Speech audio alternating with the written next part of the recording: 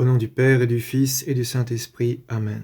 Bonjour à tous et bienvenue dans la suite de notre série Réponses orthodoxes au niveau iconomach. Nous allons continuer aujourd'hui notre troisième partie, la distinction adoration/honneur ou vénération relative, un principe biblique et patristique.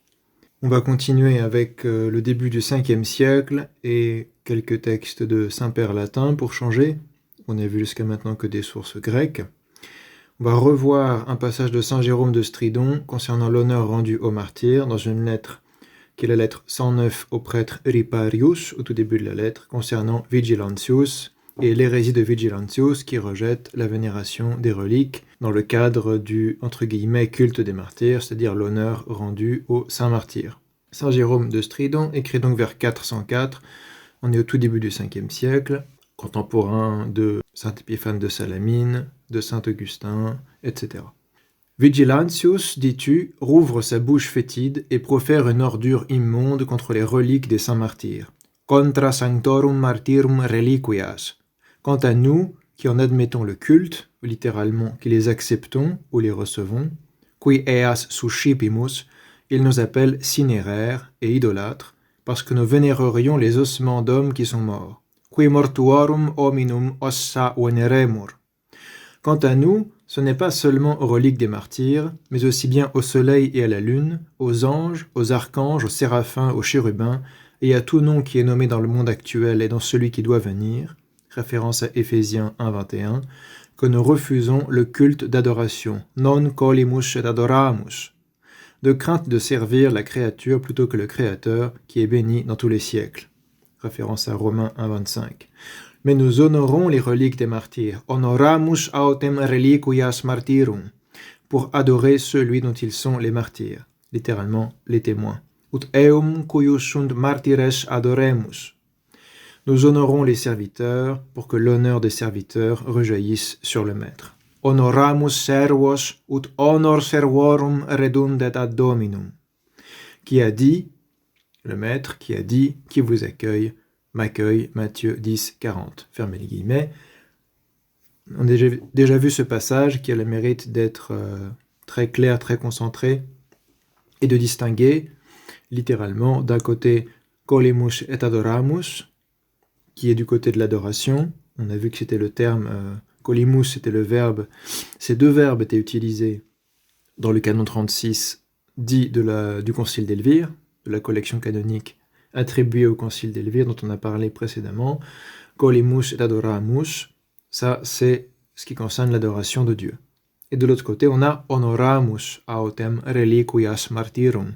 Nous honorons aussi, cependant, les reliques des martyrs, pour adorer celui dont ils sont les martyrs. Ut eum cuius sunt martyres adoremus. Donc on voit que Saint Jérôme, dès qu'il s'agit de Dieu lui-même, utilise adoramus au subjonctif, et quand il s'agit des reliques des martyrs, il utilise honoramus. Donc il fait une distinction entre honorer et adorer, même si il ne précise pas exactement comment ça s'articule dans le détail.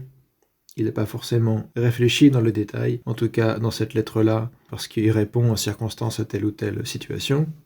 Mais il fait bien une distinction, il y a une distinction, comme chez les Grecs, entre honorer. Chez les Grecs, c'est le verbe timan, et le substantif timi. Chez les latins, c'est le verbe honorare et le substantif honor. C'est vraiment le même discours ici chez Saint Jérôme. Ensuite, chez Saint Augustin d'Hippone, un peu plus tard, vers 425, vers la fin de sa vie, extrait du sermon 318 sur l'invention des reliques de Saint Étienne. L'invention, ça veut dire la découverte, du latin inventio, la découverte, c'est-à-dire qu'on a redécouvert les reliques de Saint Étienne, et elles ont ensuite été dispersées dans tout l'Empire romain, et comme on l'a dit dans une vidéo précédente, Saint Augustin en a récupéré une partie et a, pour les accueillir, fait construire une chapelle dédiée à Saint Étienne à Hippone, en Afrique proconsulaire. Donc dans ce sermon qui est prononcé à l'occasion de cette fête de Saint Étienne dans le sanctuaire qu'il a dédié à ses reliques, Saint Augustin commence, c'est le début du sermon, le premier paragraphe, à dire « Beaucoup de gens obtinrent des reliques de là-bas, c'est-à-dire du lieu d'invention des reliques, découvert en 415, donc 10 ans avant l'énonciation de ce discours, à quelques kilomètres de Jérusalem. Beaucoup de gens obtinrent des reliques de là-bas, car c'était là la volonté de Dieu, et ces reliques sont arrivées aussi loin qu'ici, c'est-à-dire à Hippo Regius, Hippone, en Afrique proconsulaire, la ville dont saint Augustin est l'évêque. C'est pourquoi nous recommandons à la fois cet endroit et ce jour. C'est pourquoi nous recommandons à la fois cet endroit et ce jour à votre charité. Tous deux doivent être célébrés en l'honneur de Dieu. Utrumque celebrandum in honorem Dei. Lui qu'Étienne a confessé. Quem confessus est Stephanus. Après tout, nous n'avons pas construit en ce lieu un autel pour Étienne, mais un autel pour Dieu sur les reliques d'Étienne. Nos enim in isto loco non aram fecimus Stephano, sed de reliquis Stephani aram Deo. Les autels de ce type sont agréables à Dieu. Grata sunt Deo oius modi altaria. Pourquoi cela? Parce qu'elle est précieuse aux yeux du Seigneur, la mort de ses saints. Psaume 115, 6. Saint Augustin utilise le même argument que les autres pères de l'Église en citant ce passage des psaumes. Ceux qui ont versé leur sang pour leur Rédempteur ont été rachetés par son sang. Lui-même a versé le sien comme rançon pour leur salut. Les martyrs, quant à eux, ont versé le leur en vue de la propagation de l'Évangile. Ils lui ont donné quelque chose en retour, mais pas à partir de leurs propres ressources. C'est après tout grâce à un don de sa part qu'ils ont pu en être capables. Et son don a été que cela qui pouvait être accompli par eux le fut en effet. En signe de sa faveur, il les a mis à l'épreuve du martyre. Et cela est arrivé, ils ont souffert, ils ont terrassé le monde. Fermez les guillemets. Sermon 318 sur l'invention des reliques de Saint-Étienne, paragraphe 1, composé en 425. Quand il dit évidemment qu'il recommande cet endroit et ce jour à leur charité, qui est une formule de politesse, il veut dire le sanctuaire édifié en l'honneur de Saint-Étienne et pour accueillir ces reliques, qui étaient nouvellement construits, encore une fois, avec le soutien de saint Augustin.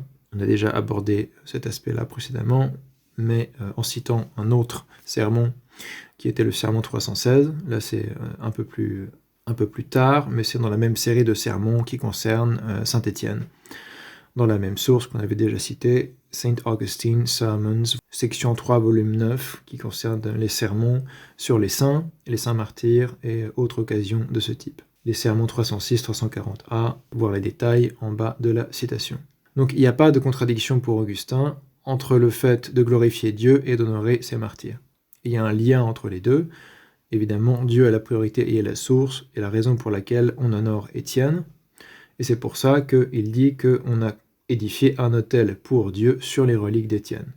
Mais il n'y a pas de contradiction entre le fait que ça soit sur les reliques d'Étienne et le fait que ça soit pour Dieu, parce que Étienne est un saint de Dieu. Et il précise, les autels de ce type sont agréables à Dieu, des autels qui sont construits sur les reliques de Saint-Étienne, qui sont vénérés comme des reliques de martyrs. Et il justifie ça en disant, elle est précieuse aux yeux du Seigneur, la mort de ses saints, psaume 115, 6, comme le fait saint Basile le Grand, comme le fait, on l'a vu la dernière fois, saint Astérius d'Amazée, comme le fait saint Cyprien de Carthage, saint Ambroise de Milan, etc., etc. Voir notre vidéo consacrée à cette citation des psaumes et ses commentaires ou son exégèse patristique dans la playlist La Vénération des Saints.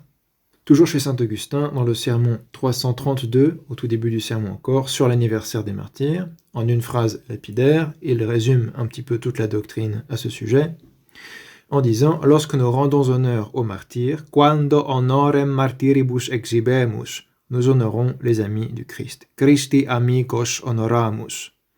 Quando honorem martyribus exhibemus, Christi amicos honoramus. » C'est bref, c'est simple à comprendre et rapide à retenir, et c'est aussi simple que ça. En honorant les martyrs du Christ, et en montrant de l'honneur, ou en rendant de l'honneur aux martyrs, on honore les amis du Christ, c'est-à-dire que c'est parce qu'ils sont les amis du Christ et qu'ils ont cette relation de parousia, comme on l'a vu, de familiarité, d'intimité avec le Christ, qui est Dieu, que nous les honorons. Donc, on les honore à cause de leur relation avec Dieu, d'où cette idée de vénération relative dont on a parlé. Idée qui apparaît littéralement chez saint Cyril d'Alexandrie, dans un passage de son grand traité contre Julien l'Apostat, au livre 6. Ici, j'ai tiré directement le texte de la Patrologia Graeca, volume 76, colonne 812a. Et ce n'est pas encore édité aux sources chrétiennes, ce livre-là. L'édition critique de Contre Julien est en cours, mais le livre 6 n'est pas encore sorti. Donc on doit s'en tenir, me semble-t-il, à la Patrologia Graeca. Je ne pense pas qu'il y ait eu d'autres éditions critiques entre-temps. Mais dans ce court passage, qui suffit lui-même à démontrer que la distinction dont on parle est pleinement patristique, jusque dans le détail ici des termes grecs utilisés et repris ensuite par les saints-pères iconophiles, on va voir, puisqu'on va aller jusqu'à Saint Jean Damascène aujourd'hui, Saint Cyril dit, il le dit, je rappelle en contexte, pour réfuter les païens et les accusations de polythéisme qui venaient de Julien l'Apostat, l'empereur apostat qui avait composé un traité contre les Galiléens, c'est-à-dire contre les chrétiens. Et dans ce grand traité contre Julien, Saint Cyril répond, des années après la mort de Julien, mais pour la bonne cause, pour fournir une argumentation, une réfutation en règle de ce traité contre les Galiléens, il répond aux arguments de Julien l'Apostat. Et donc, comme on l'a déjà vu chez saint Astérius d'Amazée, les païens reprochent aux chrétiens d'adorer également plusieurs dieux et donc de ne pas être cohérents dans leur critique à cause de la vénération des martyrs. Et saint Cyril va répondre peu ou prou la même chose que saint Astérius, mais avec des détails intéressants dans la formulation. D'où l'intérêt d'aller voir le texte grec quand on étudie ce genre de sujet. Nous ne regardons pas du tout les saints martyrs comme des dieux, dit saint Cyril d'Alexandrie.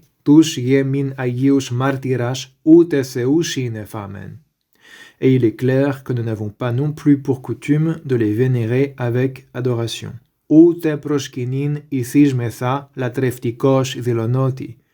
Mais nous le faisons de manière relative et avec révérence, ou avec honneur. Je vais répéter la phrase juste en grec, comme celle de saint Augustin qu'on vient de lire, c'est très simple, si on a les bases de la grammaire grecque.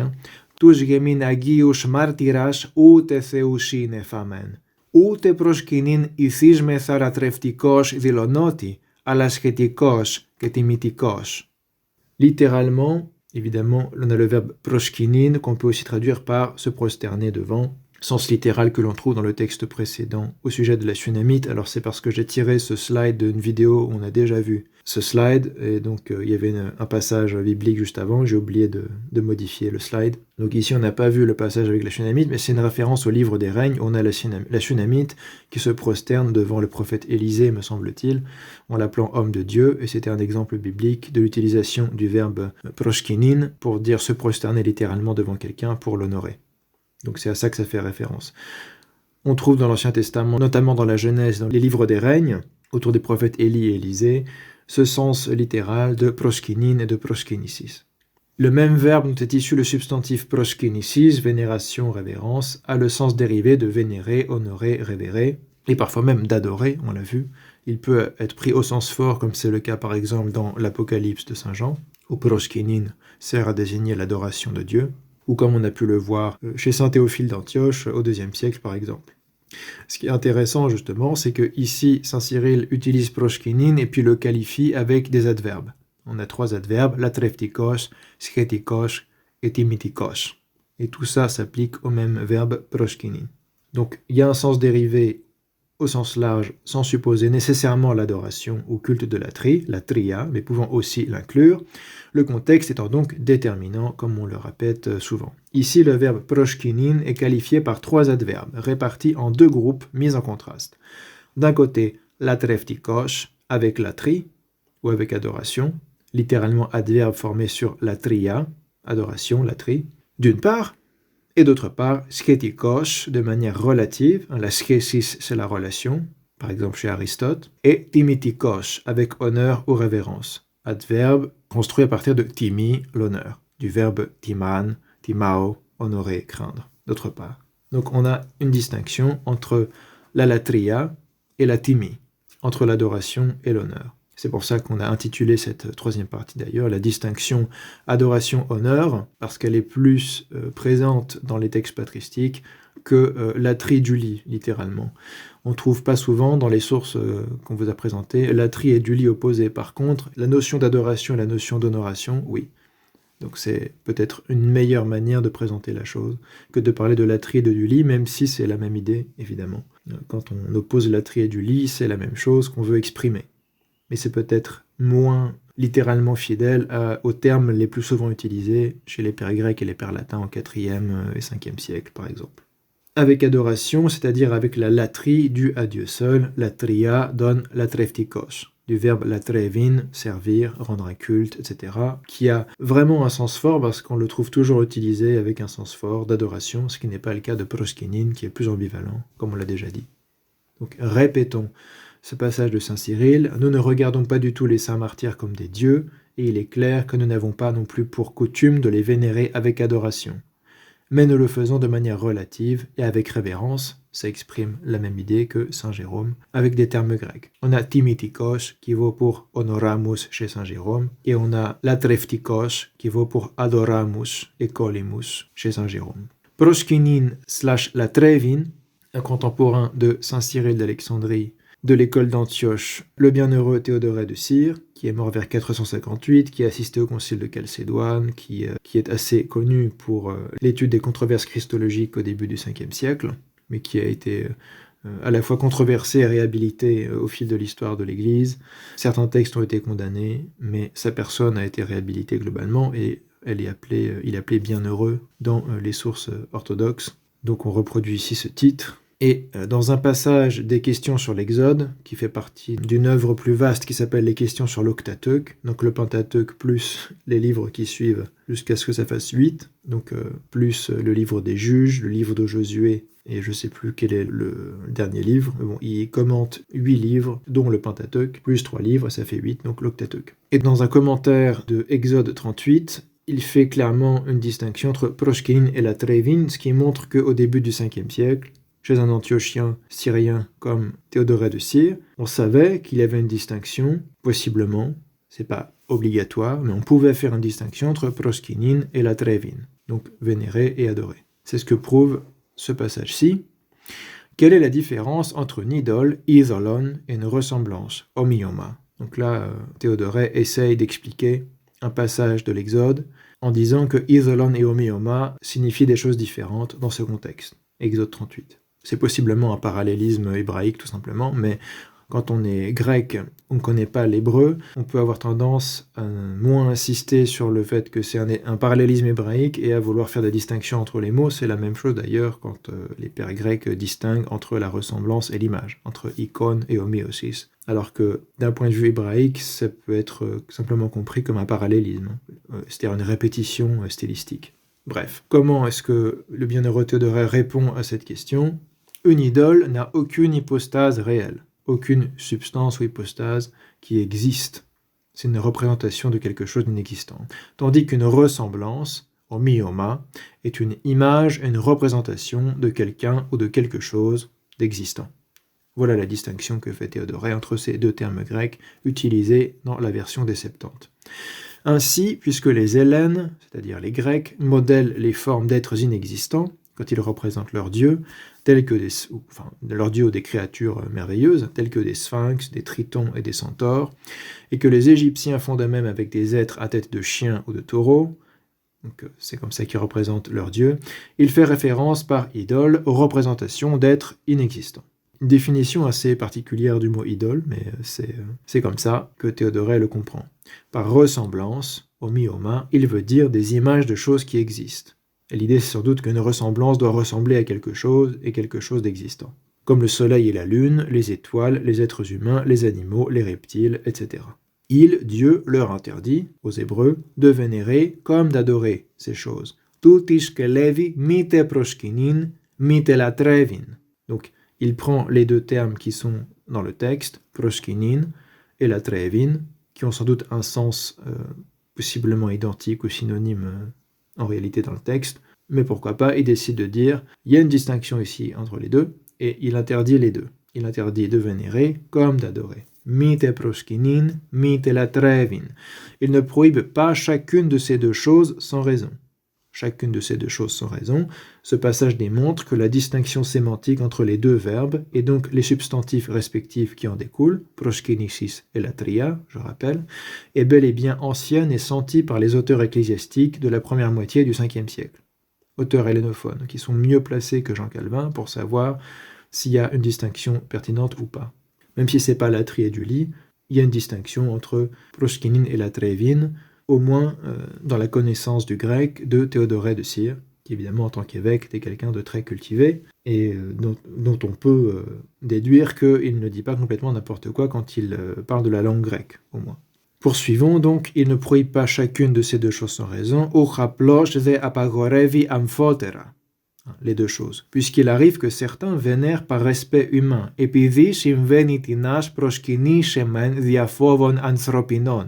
sans pour autant qu'ils adorent par là en leur âme, ou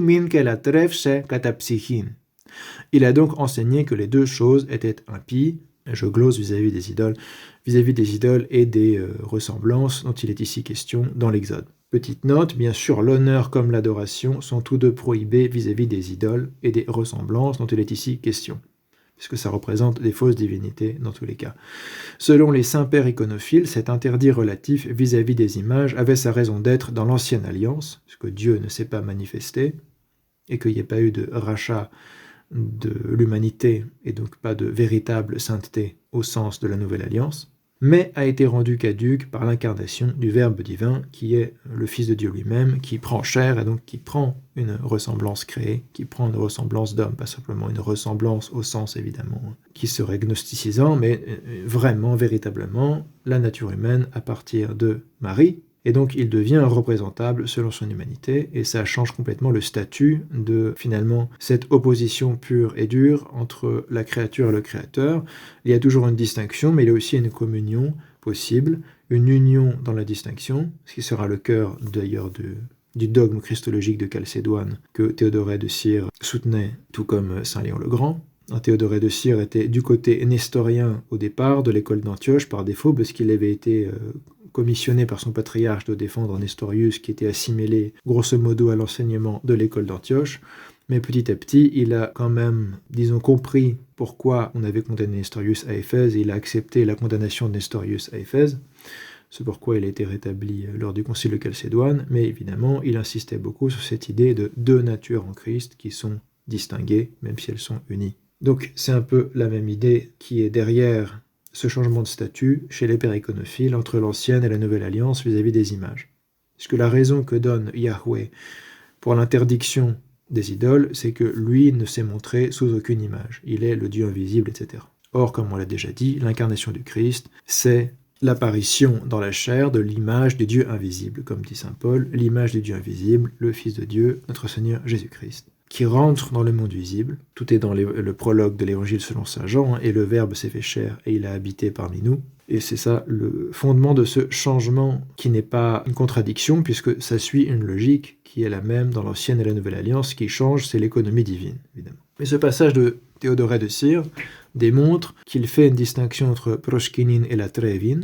Et encore une fois, on est avant 458, on est au début du 5e siècle, qui montre qu'on pouvait utiliser proskinin aussi comme se distinguant de la trevin, ou alors comme saint Cyril d'Alexandrie, qui écrit à la même époque à peu près, on pouvait utiliser proskinin comme un terme général, qu'ensuite on décline en plusieurs catégories grâce à des adverbes, la treftikos pour la latria, ou timitikos pour la timi. Et c'est cette option aussi qui sera reprise plus tard par saint Jean Damascène, comme on le verra. Théodoré de Cire confirme que proskinin pouvait désigner le fait de vénérer par respect humain sans pour autant adorer en notre âme, ce qui montre que l'adoration est quelque chose d'intérieur. Elle ne se distingue pas par une attitude extérieure différente, elle se distingue par ce qui se passe à l'intérieur de l'âme. Puisque, je répète, il arrive que certains vénèrent par respect humain sans pour autant qu'ils adorent par là en leur âme, ce qui signifie que la latria est quelque chose qui se joue dans l'âme. C'est une confirmation de ce qu'on a expliqué dernièrement. D'ailleurs, pour répondre à certaines critiques qui ont été émises dans notre dernière vidéo, c'est évident que la distinction est intérieure et spirituelle et pas extérieure, puisque Dieu étant en sa nature propre partout, omniprésent et en même temps non matérialisé, il est strictement impossible de l'adorer matériellement. C'est d'ailleurs pour ça que le Christ insiste sur le fait qu'on va l'adorer en esprit et en vérité. Il est impossible d'adorer Dieu matériellement, puisque Dieu en sa nature, qui mérite l'adoration, n'est pas matériel.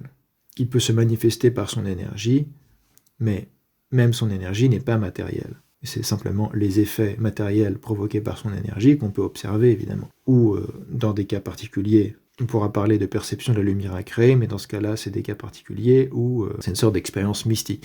Mais globalement, on ne peut pas dire que ça soit une matérialisation de Dieu ou de l'essence divine. Par conséquent, lorsqu'on se prosterne en ayant l'intention d'adorer Dieu, c'est pas à cause de ce qu'on fait physiquement qu'on peut dire qu'on adore Dieu, puisqu'on ne peut pas se prosterner littéralement devant Dieu. On se prosterne en ayant dans notre âme, dans notre cœur, disons Dieu comme objet de notre acte. Mais littéralement, on se prosterne devant quoi ? Ça dépend devant quoi on est. Si on se prosterne dans une église face à l'autel, on se prosterne devant l'autel. Ou on se prosterne devant l'Orient, puisque les églises sont orientées. Et même l'Orient, c'est un symbole devant lequel on se prosterne pour signifier des choses sacrées. Et l'Orient n'est pas adorable au sens étymologique. L'Orient n'est pas adorable, l'autel n'est pas adorable. Rien de tout ce devant quoi on peut se prosterner n'est adorable. Donc l'adoration ne se joue pas au niveau extérieur et physique, il se joue au niveau intérieur et spirituel. Et je pense que ça suffit à le démontrer, parce qu'il est impossible d'adorer extérieurement quelque chose. Donc ce qui se joue au niveau extérieur, ce sont des attitudes de vénération ou d'honoration positive, ou des attitudes de mépris. Ça se joue plutôt là-dessus. Soit on peut mépriser un objet, soit on peut le vénérer, le révérer, soit on peut avoir une attitude complètement neutre, mais on ne peut pas, du simple fait d'actes extérieurs comme ça, détachés de tout contexte intérieur, adorer quelque chose. L'adoration se joue au niveau spirituel, au niveau du cœur, au niveau de l'âme. Et je suis bien content de remarquer que ce passage de Théodoré de Cire suffit à confirmer cette idée-là. On peut vénérer par respect humain sans pour autant adorer dans son âme, et ça ne se distingue pas par une différence dans les actes, mais par une différence dans ce qui joue dans l'âme. Umin kela trefse katapsychin. Poursuivons, selon Étienne de Bostra, là on se propulse 2 siècles plus tard au 7e siècle, dans le traité contre les Juifs d'Étienne de Bostra, que je rappelle est un évêque de Bostra qui se trouve dans la zone de l'Arabie. Je crois que c'est vers le Qatar par là, si mes souvenirs sont bons. C'est un fragment cité par saint Jean Damascène dans son Florilège, Conodule. Étienne de Bostra dit « De même, nous, pécheurs, nous vénérons Dieu selon l'adoration due à Dieu seul. » Prêtez attention au vocabulaire grec ici encore ici. Proskinumen, tonmen theon, katatin seikin latrian. Donc proskinumen, nous vénérons. Ici c'est bien de le traduire par nous vénérons parce que ça montre qu'il y a cette ambiguïté. Ça ne veut pas en soi dire adorer, mais ça peut vouloir dire adorer. Mais ici ça veut dire adorer à cause de ce qui est précisé par la suite. Katatin seikin latrian, selon la latria, selon la latrie divine. C'est-à-dire selon l'adoration qui est due au divin. En particulier, Tinseikin latrian. Donc nous vénérons Dieu selon la latrie divine, c'est-à-dire la latrie due à Dieu. Et nous le glorifions selon une vénération adaptée à sa dignité. Katakshian proshkinishin doxajomen. En tremblant devant lui, évidemment c'est métaphorique puisqu'on n'est pas stricto sensu physiquement devant lui, puisqu'il est omniprésent et spirituel par essence. On est toujours devant lui, en même temps on n'est jamais vraiment devant lui, on est devant lui selon notre cœur. Quand il est l'objet de notre intellect, de notre nous, de notre concentration, on est devant lui. Et quand on l'oublie, on n'est plus devant lui. Donc ça indique quelque chose d'intérieur, de spirituel toujours. Il ne s'agit pas ici d'être devant une icône du Père, par exemple, nécessairement. Mais dans notre cœur, on se tient devant lui en tremblant, comme devant notre Créateur et notre Corrège. Évidemment, ça peut nous arriver devant une icône du Christ, puisque l'icône du Christ représente une personne divine. Mais ça se jouera toujours au niveau du cœur, cette idée d'adoration due à Dieu seul, et pas au niveau des actes qui sont faits à des objets, parce qu'ils sont des objets relatifs à Dieu ou relatifs aux saints, qui sont eux-mêmes relatifs à Dieu, etc. On a déjà bien parlé de ça. Donc en tremblant devant lui comme notre Créateur, notre Corrège, c'est-à-dire notre guide, Tremomen oshpiitin ke chorigonimon. Pour ce qui est des anges et des serviteurs de Dieu, d'autre part, tush ve angelus ke dhulus tuseu, nous les vénérons en considérant, donc ça reprend le verbe proshkinumen, nous les vénérons, mais en considérant l'honneur de Dieu. Katatimin tuseu. Donc on a un contraste entre katatin seikin latrian, selon la latrie divine, et katatimin tuseu, selon l'honneur de Dieu. C'est-à-dire cet honneur qui est relatif à Dieu, mais qui, pour autant, suppose d'honorer les saints de Dieu. Donc c'est l'honneur de Dieu parce que c'est l'honneur rendu aux saints de Dieu, comme le précise ici Étienne de Bostra, en considérant l'honneur de Dieu en tant qu'ils sont des créatures de Dieu et ses serviteurs. Oshpi matatuseu ke zulushaftu. Là, on a l'idée de zvulush, les serviteurs de Dieu. Et cet honneur des serviteurs de Dieu pourra être appelé éventuellement, dans certains textes, zvulia. Mais ce qui est surtout pertinent, encore une fois, c'est de parler de latria d'une part et de timi d'autre part. Adoration, honneur. Ici, c'est également clair, c'est le même vocabulaire que chez saint Cyril d'Alexandrie, et que chez saint Grégoire de Nice, saint Astérius d'Amazée, etc. Et que chez saint Jérôme de Stridon, si on traduit simplement les mêmes termes en latin. Poursuivons, à la même époque, Léonce de Néapolis, qui est évêque à Chypre, Néapolis étant une ville de Chypre à cette époque, également dans la polémique anti-juive de cette époque, qui apparemment battait son plein au 7e siècle, discours aux Juifs, fragment toujours aussi cité par saint Jean Damascène par ailleurs, « Car si, je le répète, tu as toi aussi fabriqué des images », donc là il s'adresse à un juif rhétorique dans son traité, « Car si, je le répète, tu as toi aussi fabriqué des images de Moïse et des prophètes », parce que les Juifs fabriquaient des images de Moïse et des prophètes, et on sait que c'était déjà vrai au IIIe siècle, CF synagogue de Doura Oropos, mais c'est toujours vrai au 7e siècle à Chypre, manifestement. Toi aussi, tu as fabriqué des images de Moïse et des prophètes, et ποίησας και εσύ εικόνας μοσαϊκάς και προφητικάς. Tu vénères aussi chaque jour en elles leur maître qui est Dieu. Καθημέραν εν αυτές προσεκίνησης το δεσπότη αυτόν Θεό. Chaque fois que tu vois les enfants des chrétiens, c'est-à-dire les chrétiens, vénérer la croix, προσκυνούντας το σταυρό, sache que c'est au Christ crucifié qu'ils adressent leur vénération. Γνώση ότι το σταυρωθέντη Χριστό την προσκύνησιν προσάγουσι, et non pas au bois, και ούτω ξύλο. Ça veut dire que physiquement, ils vénèrent la croix, mais spirituellement, cette vénération est orientée vers le Christ qui est représenté sur la croix ou qui est représenté par la croix. Deux possibilités, soit le Christ est peint sur la croix, soit la croix en elle-même est un symbole du Christ ou un signe, un typos du Christ, et donc c'est quand même vers le Christ que ça nous dirige. Mais c'est pas faux de dire qu'on vénère la croix, mais l'intentionnalité est de vénérer ce que représente la croix, évidemment. Donc le bois de la croix n'est pas la fin de cet acte de vénération. Finalement, on voit aussi ici comment se définit et se distingue l'adoration et la vénération vis-à-vis de ces représentations du Christ, que ce soit la croix des icônes du Christ, c'est quelle est la finalité. À quoi remonte et à qui remonte finalement cet honneur? Ça remonte au prototype. Et c'est ce qui fait que ce n'est pas de l'idolâtrie, au sens, c'est-à-dire un des sens de l'idolâtrie qu'on a vu, c'est-à-dire au sens où on placerait la créature en lieu et place du créateur, en remplaçant le créateur par la créature. Ça, c'est une définition de l'idolâtrie qu'on trouve chez saint Paul, par exemple. On a vu qu'on pouvait aussi considérer l'idolâtrie comme la vénération d'un prototype qui était démoniaque, mensonger et un faux Dieu. Les deux sont possibles et les deux sont affirmés dans la tradition chrétienne. À la fois remplacer le créateur par sa créature au sens d'un objet matériel, ou remplacer le créateur par un prototype créé qui est un faux Dieu, qui est un démon, etc. Mais l'idée, c'est que lorsqu'on honore la croix ou une icône du Christ, l'honneur remonte à un vrai prototype divin qui est le Christ. Donc le bois n'est pas une fin en soi, c'est là-dessus qu'insiste ici Léonce de Néapolis. Il continue, car s'il vénérait la nature du bois, il devrait aussi vénérer les arbres et les bois sacrés. Comme toi, Israël, tu t'es autrefois prosterné devant eux en disant à l'arbre et à la pierre, « C'est toi qui es mon Dieu, c'est toi qui m'as engendré. » Référence au livre de Jérémie 2, 27. Quand Jérémie parle d'Israélites qui tombent dans l'idolâtrie et qui se mettent à adorer l'arbre et la pierre. Mais nous, ce n'est pas ainsi que nous nous adressons à la croix et aux apparences des saints, c'est-à-dire aux représentations des saints sur les icônes. Imиш δε ουχ ούτως λέγομεν το σταυρό, ουδέ τες μορφές των Αγίων, car celles-ci ne sont pas nos dieux, ούγαρ θεοί ημών εισιν, mais des livres ouverts qui sont offerts à la vue de tous et vénérés dans les églises pour rappeler Dieu à notre souvenir et lui faire honneur. L'honneur remonte à Dieu.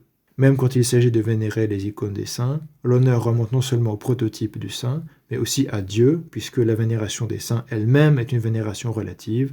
Je rappelle la phrase de saint Augustin, « Lorsque nous rendons honneur aux martyrs, c'est les amis du Christ que nous honorons. » Il me semble que c'est à peu près ça. Lorsque nous rendons honneur aux saints martyrs, ce sont les amis du Christ que nous honorons. Donc c'est une honoration relative. La finalité reste Dieu lui-même, à travers ses saints. Car on loue Dieu dans ses saints, j'insiste là-dessus. C'est vraiment ça le sens du psaume de David, et non pas simplement « merci Dieu pour tes saints ou à cause de tes saints », Parce que cette interprétation-là, même si elle ne serait pas, le fait de remercier Dieu pour ses saints, c'est très bien, c'est pas un problème. Mais chercher à réduire ce passage-là et d'autres à ce sens-là pour rejeter l'honoration relative des saints de Dieu, c'est contraire à tout ce qu'on trouve dans la tradition de l'Église, et même à certains passages des livres des Septante qui étaient considérés comme de l'écriture par les premiers chrétiens, notamment la sagesse de Sirach, encore une fois, dans la sagesse de Sirach, qui a été rejetée par le pharisaïsme qui a rejeté le Christ au concile de Jamna, qui fixe le canon de la Bible hébraïque pour le judaïsme rabbinique qui rejette le Christ. Ils ont rejeté la sagesse de Sirach de leur canon, mais les chrétiens l'acceptaient comme des écritures, et les juifs, une partie des juifs du Second Temple l'acceptaient comme écriture. Et les chrétiens suivent cette tradition des juifs du Second Temple qui l'acceptaient comme écriture, donc c'est pas quelque chose de controversé, c'était accepté, soit comme étant dans le canon lui-même, soit comme étant un livre à lire en plus du canon, car utile et pieux, etc. Dans la sagesse de Sirach, on voit très bien que les éloges sont faits des prophètes, des patriarches, etc., pour louer Dieu. Donc littéralement, les Juifs du Second Temple comprenaient ces passages de David dans ce sens-là aussi. Pas simplement remercier Dieu pour ses saints, mais louer Dieu en louant ses saints. Je pense que c'est assez clairement, en tout cas, une compréhension qui est historiquement dans le judaïsme du Second Temple, et chez les premiers chrétiens, et chez les pères de l'Église, donc elle est solidement fondée. Et vouloir la rejeter complètement pour une interprétation réductionniste qui sort de nulle part, sinon de la réforme protestante, on voit très bien que ça n'a pas la même solidité en réalité. C'est faire peser une compréhension de l'écriture qu'on ne trouve pas dans la tradition contre ce qui est compris par la tradition la plus ancienne. À savoir que ce n'est pas mauvais de louer les hommes de Dieu pour louer Dieu lui-même. Reprenons notre texte.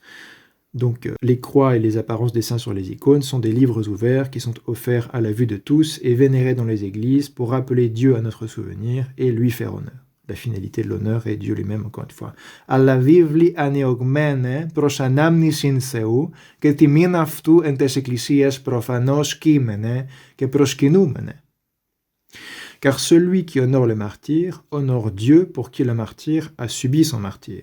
«Όγαρ τιμών τον μάρτυρα τον Θεόν τιμά, ως ο μάρτης εμαρτύρησεν». Jeu de mots évidemment sur le double sens de martyr, c'est le témoin, celui qui rend témoignage, et aussi celui qui a souffert pour Dieu en rendant témoignage. Celui qui vénère l'apôtre du Christ vénère celui qui l'a envoyé. «Ο προσκυνών το αποστόλο του Χριστού, το αποστήλαν δι' αυτόν προσκυνεί». Encore une fois, jeu de mots sur le sens littéral de apostolos, qui veut dire l'envoyé. L'apôtre, ça veut dire l'envoyé, et donc en vénérant l'envoyé du Christ, on vénère celui qui l'a envoyé. Rapport d'honoration relative, encore une fois, ou de vénération relative, on peut dire, comme ce que disait saint Cyril d'Alexandrie, «Proskenomen sketikos». Nous honorons, nous vénérons relativement, «Ketimitikos», et selon l'honneur. Et celui qui s'agenouille devant la mère du Christ, il est évident qu'il confère cet honneur à son fils. «Και ο προσπίπτων τη μητρή του Χριστού πρόδειλον, ότι το ιό αυτής την τιμήν προσφέρει». Une autre relation relative, en honorant la mère, on honore son fils. En honorant le fils, on honore la mère également. En honorant la mère, on honore le fils. Nul autre n'est Dieu, rappel quand même, nul autre n'est Dieu par nature, sous-entendre, sinon l'unique qui est connu et adoré à la fois dans la triade et la monade, c'est-à-dire comme étant trois et un à la fois. Ουδής γαρ Θεός, ημί εις τριάδι και μονάδι γνωριζόμενος και λατρευόμενος. Et latrevomenos, nous adorons, ici, est utilisé uniquement pour Dieu. Donc la trevin et la tria ont réellement un sens d'adoration exclusive due à Dieu. Ce n'est pas une invention des adversaires de Calvin, c'est la tradition patristique. Et Calvin refuse de voir ça. Il s'oppose complètement à toutes ces traditions patristiques et il accuse ses adversaires d'inventer des distinctions subtiles pour égarer les foules et inciter les foules à pratiquer l'idolâtrie en leur pondant des subtilités de scolastique à inventer toutes pièces, alors que ce n'est pas le cas du tout. En l'occurrence, les catholiques romains reprenaient un argument traditionnel. C'était un coup à côté, si vous voulez. Il y a des fois où les protestants touchaient quelque chose qui était vraiment problématique, anti-traditionnel, mais des fois, puisqu'ils avaient au petit bonheur la chance en suivant leur propre avis sur tout, sans chercher quelle était vraiment la tradition derrière, parfois ils attaquent des choses qui sont traditionnelles en pensant que c'est aussi des innovations, et parfois ils attaquent des vraies innovations. Et c'est ce qui fait que leur réforme est un fiasco, parce que leur critère est trop arbitraire. Ils prétendent réformer le christianisme en utilisant des critères trop individualistes, subjectifs et arbitraires. Donc c'était déjà voué à l'échec, même si l'idée que des choses n'allaient pas et qu'il fallait s'en débarrasser était bonne, sauf qu'il fallait s'en débarrasser en rejoignant le corps du Christ. Et en ayant cette idée que le corps du Christ ne pouvait pas avoir complètement apostasié, donc il fallait bien qu'il soit quelque part, que si ce n'était pas le papisme et la papauté, alors c'était peut-être les autres patriarcats qui ont rejeté le papisme et la papauté des siècles avant Calvin et les protestants. Mais les protestants n'ont pas raisonné ainsi, ils ont préféré dire non, on va remettre en cause complètement l'épistémologie et l'idéologie chrétienne, et on va décider nous-mêmes à partir des Écritures ce qu'il faut faire. Et c'est là la racine de toutes les erreurs protestantes par la suite. Et malheureusement, c'est pas terminé, ça continue. Donc voilà pour cette citation intéressante de Léonce de Néapolis qui confirme le vocabulaire grec qui, consistant au fil des siècles, le 7e siècle utilise les mêmes distinctions que le 5e, ce qu'on a vu au 5e, et au 4e siècle. Donc il y a vraiment une continuité ici, une distinction qui demeure entre la latrie et l'honneur, entre latria et timi. Et c'est pour exprimer la timi que certains utiliseront zulia, l'aduli. Saint Serge le Stylite au 8e siècle, un siècle plus tard, et la vénération relative. On ne sait pas exactement à quelle période du 8e siècle c'est. C'est cité par Richard Price au tout début de sa traduction complète des actes du Second Concile de Nicée, The Acts of the Second Council of Nicaea, 787. Vraiment sur la première page, il cite ce passage. Encore de la polémique anti-juive, mais un peu plus tard que Étienne de Bostra et Léonce de Néapolis. Débat contre un juif, 14-16. Saint Serge de Stylite dit « Pourquoi te plains-tu du fait qu'avec une même inclination de la tête, j'honore à la fois le roi et ses serviteurs ?» Ça veut dire le Christ et les saints. Ça répond directement au questionnement qu'avaient certains vis-à-vis de la dernière vidéo. « Pourquoi te plains-tu du fait qu'avec une même inclination de la tête, c'est-à-dire une même attitude extérieure, j'honore à la fois le roi et ses serviteurs ?» J'honore, il dit, pas j'adore. J'ai un esprit qui sait faire la distinction entre le rang de chacun d'eux. C'est-à-dire la distinction est intérieure, spirituelle. Lorsque j'offre à Dieu, en tant que Seigneur de toutes choses, le culte qui lui est dû comme roi de tous les mondes, je fais de même envers les martyrs, en tant que serviteur et ami intime du roi.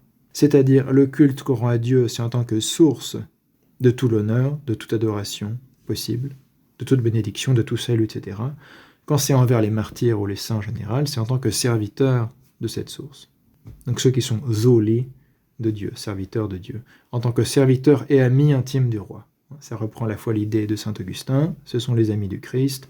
Quand on leur rend honneur, on honore les amis du Christ, et donc ça remonte au Christ, et aussi les serviteurs. On a vu ça chez Étienne de Bostra. Répétons, pourquoi te plains-tu du fait qu'avec une même inclination de la tête, j'honore à la fois le roi et ses serviteurs?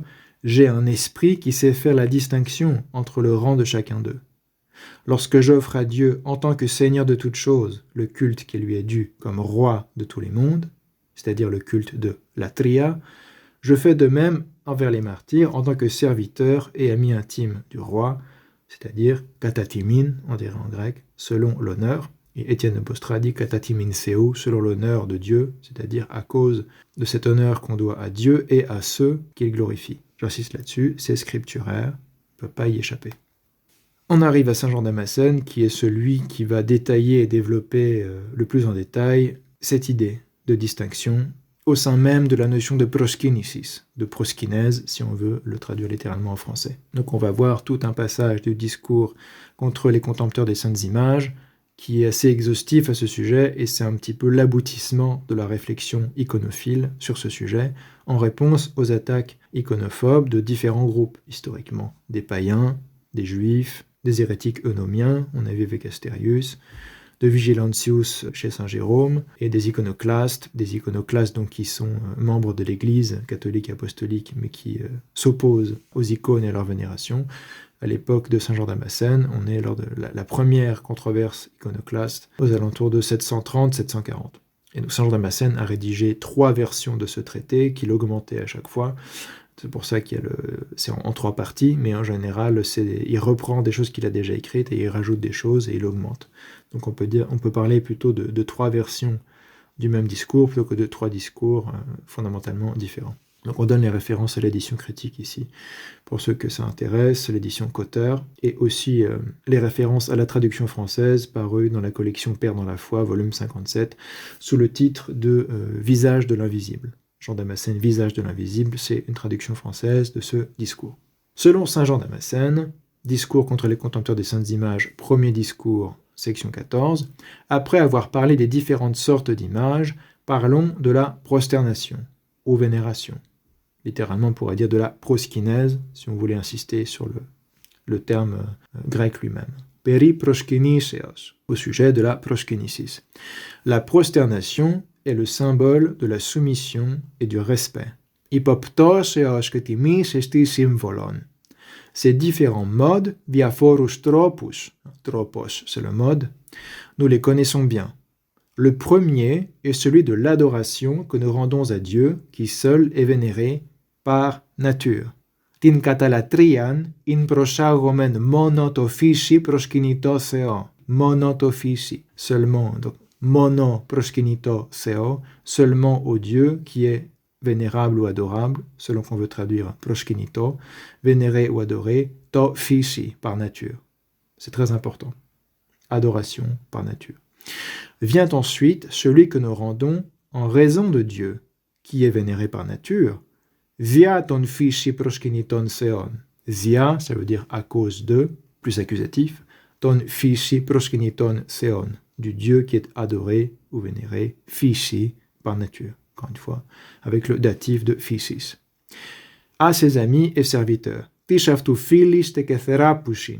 Il en fut ainsi pour l'ange devant qui se prosternèrent Josué, fils de Navi, Josué 5,14, et Daniel, Daniel 8,17, ou pour les lieux divins, Tish Theu Topis, littéralement les lieux de Dieu, les lieux relatifs à Dieu, qui sont sacrés à cause de Dieu.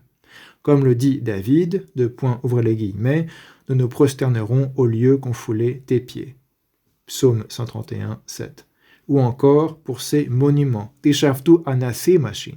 Israël tout entier se prosterna devant le tabernacle et devant le temple de Jérusalem en se tenant en cercle, comme encore maintenant ils se prosternent de partout.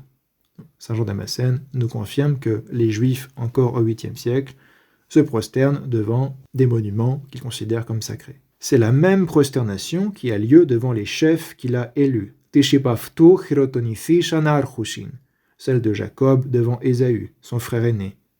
La prosternation de Jacob devant Ésaü dans la Genèse. Par la volonté de Dieu. Voir Genèse 33, 3. Celle de Pharaon devant celui qui avait été élu par Dieu. Voir Genèse 47, 7 et 10. Et celle de ses frères devant Joseph. Voir Genèse 42, 6. Je connais aussi la vénération qui naît d'une estime réciproque, comme celle d'Abraham devant les fils des morts. Voir Genèse 23, 7. Supprime donc toute vénération, ou bien accepte-la avec la raison et le mode qui convient. Pasan proskinishin anele, I pasas dechu metatuophilandos logu ketropu, nous dit saint Jean Damascène. Très important ici, il demande aux iconoclastes d'être cohérents et logiques jusqu'au bout. Soit on va supprimer tout ça, toutes ces prosternations qu'on trouve dans les Saintes Écritures, soit il faut accepter la vénération et la prosternation en appliquant à chaque objet le mode qui convient. À Dieu la latrie, à lui seul parce qu'il est seul vénéré par nature, et aux autres, pas la latrie, mais un honneur relatif parce qu'il est donné et rendu à cause de Dieu et non par nature. Donc ici, la distinction par nature et à cause de Dieu, en raison de Dieu, c'est décrit comme étant to physi, par nature, ou via ton physi proskeniton theon, en raison du Dieu qui est vénéré par nature, c'est le fondement pour saint Jean Damascène de la distinction adoration-honneur ici. Petite note ici, le terme grec proskinisis, assez polyvalent, se traduit tantôt par prosternation, tantôt par vénération selon les contextes, parfois même par adoration dans les cas où il est entendu au sens le plus fort. CF utilisation du verbe associé dans certains endroits des Écritures, chez saint Athénagore d'Athènes ou saint Théophile d'Antioche, par exemple dans les passages qu'on a vus la dernière fois. Cette grande polyvalence a joué un rôle non négligeable dans la réception mitigée de Nicée II en Occident, via la version latine des actes, qui rendait toujours le terme par adoratio, ou adoratio, et la forme verbale associée par adorare. Et ça a pu jouer un rôle dans l'attitude très négative envers le concile des théologiens carolingiens, parce que évidemment adoratio et adorare dans le vocabulaire latin, c'est vraiment des équivalents de latria latrevin, ce qui est dû à Dieu seul. Et ça, cette mauvaise traduction de l'utilisation de proskinin proskinisis a pu jouer un rôle dans le rejet de Nicée II par un certain nombre de théologiens, notamment de la cour de Charlemagne et compagnie, même s'il y a d'autres facteurs, évidemment, que des problèmes de traduction éventuels, il y a aussi des facteurs politiques derrière ça, mais c'est bon de le rappeler, même si on y reviendra sur Nicée II dans une vidéo séparée. Poursuivons avec Saint Jean Damascène. La prosternation, proskinisis, est un signe de soumission. C'est une autre écriture du même passage, mais dans la version la dernière version, c'est du 3e discours, chapitre 27 à 29. La prosternation, proskinisis, est un signe de soumission, c'est-à-dire d'abaissement et d'humilité. Il existe de très nombreux modes de vénération, dit saint Jean Damascène. Tropi de proskiniseos isi plisti. Le premier mode de vénération concerne celle qui se fait selon l'adoration. Il reprend cette idée-là, au katalatrian, au tropos, c'est-à-dire le mode qui est katalatrian, selon la latrie. C'est la même chose que ce que saint Cyril d'Alexandrie appelait au début du 5e siècle, proskinin latreftikos, vénéré selon la latrie. Et nous ne l'offrons qu'à Dieu, qui seul est par nature adorable. In prosagomen mono to physi proskinitoseo, même idée, et cela de différentes manières. Kata diaphorus tropus. Tout d'abord, nous nous présentons comme ses serviteurs. Kata tontis doulias. Ici, la doulia, chez saint Jean Damascène, en fait, sert à définir le rapport que nous avons en tant que créature avec le Créateur. Tout d'abord, nous nous présentons comme ses serviteurs. En effet, toutes les créatures se prosternent devant lui, comme des serviteurs se prosternent devant leur maître, puisque toutes choses, dit l'Écriture, sont tes servantes. Tapanda zoulasa en grec, psaume 118, 91. Les uns le font volontairement, les autres involontairement. Les uns, tels les hommes pieux, le vénèrent volontairement parce qu'ils le connaissent. Les autres, bien qu'ils l'aient reconnu, le rejettent et le vénèrent malgré eux, comme les démons, en référence aux démons qui reconnaissent que Jésus-Christ est le Fils de Dieu, par exemple. D'autres, enfin, bien qu'ils ne connaissent pas le véritable Dieu, le vénèrent involontairement, mais l'ignorent. La seconde forme est celle de l'admiration et du désir, selon laquelle nous vénérons Dieu à cause de sa gloire naturelle. Viat in physikin zok shanafto. Sa gloire naturelle, la gloire qu'il a par nature. Viat in physikin zok shanafto. Vous avez une distinction ici que fait saint Jean Damascène entre physi, par nature, ce qu'il entend comme étant par essence, et viat in physikin zok shanafto, par sa gloire naturelle, qui n'est pas identique à sa nature, mais qui est une expression de sa nature, d'où l'adjectif de physiki, naturel. Ça s'appelle une distinction essence-énergie, pour ceux qui n'auraient pas compris. Lui seul, en effet, a été glorifié sans recevoir sa gloire d'ailleurs. Et ici, il s'agit du Christ incarné, évidemment. Le Christ est glorifié sans recevoir sa gloire d'ailleurs, parce qu'il est lui-même aussi de nature divine. Monos gar esti doxasmenos uk ektinos echontin zoxan. Il ne tient pas sa gloire de l'extérieur, mais lui-même est par nature glorieux, en tant que fils naturel de Dieu. En étant lui-même l'auteur de toute gloire et de tout bien, lumière insaisissable, douceur incomparable, beauté immense, abîme de bonté, sagesse inimitable, puissance infiniment puissante, tout ça sont des énergies divines, le seul digne d'être admiré, vénéré, glorifié et désiré pour lui-même. Monos axios diafton, tout est dans le diafton, pour lui-même, et non relativement à autre chose.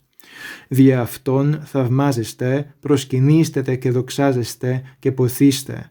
En réalité, saint Jean s'apprête à énumérer 5 aspects de cette même adoration. C'est la note sur l'idée de premier mode. Sur ce premier mode, il va énumérer 5 aspects de cette idée d'adoration due à Dieu seul, qu'il fera ensuite suivre de 7 catégories de créatures vénérables en raison de leur relation avec Dieu, catégorie qu'il appelle aussi mode de vénération, tropi proskiniseos. Le troisième mode est celui de l'action de grâce, tis eucharistias, pour les biens que nous avons reçus. Tout ce qui existe doit rendre grâce à Dieu et lui offrir une vénération perpétuelle. Χρεωστή ευχαριστήν το Θεό και προσφέρειν αέναον προσκύνηση. Car c'est de lui que toutes choses tiennent l'existence, c'est en lui que toutes choses subsistent. Εξ αυτού έχει το είναι τα πάντα και αν αυτό συνίσταται. À tous, il a sans jalousie fait don de ses biens, sans même qu'il les réclame. Il veut que tous soient sauvés et partagent sa bonté. Il supporte patiemment nos péchés. Il fait se lever le soleil sur les justes comme sur les injustes et fait pleuvoir sur les mauvais comme sur les bons. Voir Matthieu 5, 45. Le Fils de Dieu a pour nous été fait comme nous, il nous a fait participer à la nature divine. Référence à 2 Pierre 1, 4. Il nous a fait participer à la nature divine, répète saint Jean Damascène, ça s'appelle la doctrine de la déification, Theosis, qui est déjà chez saint Athanase le Grand, qui est déjà supposé chez saint Irénée de Lyon au IIe siècle. Encore une fois, chers protestants, c'est la tradition patristique, c'est peut-être pertinent pour comprendre les Saintes Écritures, et le sens notamment de 2 Pierre 1, 4. Et, ouvrez les guillemets, nous serons semblables à lui, comme le dit Jean le théologien dans son épître catholique, voir 1 Jean 3, 2. Le 4e mode est celui que nous lui rendons lorsque nous avons besoin de ses bienfaits et que nous les espérons. Donc encore une fois, là, c'est différents modes de ce qui constitue la latrie, finalement, l'adoration de Dieu. Car nous savons que nous ne pouvons rien faire sans lui, ni posséder aucun bien.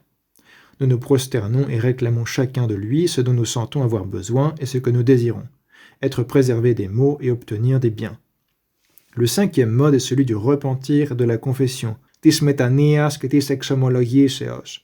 Lorsque nous commettons une faute, nous nous prosternons devant Dieu et nous nous jetons à genoux devant lui en lui demandant de pardonner nos erreurs, comme des serviteurs pleins de bonne volonté. Ce mode est triple. En effet, l'on souffre soit par amour pour lui, soit parce que l'on n'obtient pas ses bienfaits, soit parce que l'on redoute un châtiment. Pas beaucoup de commentaires à faire ici.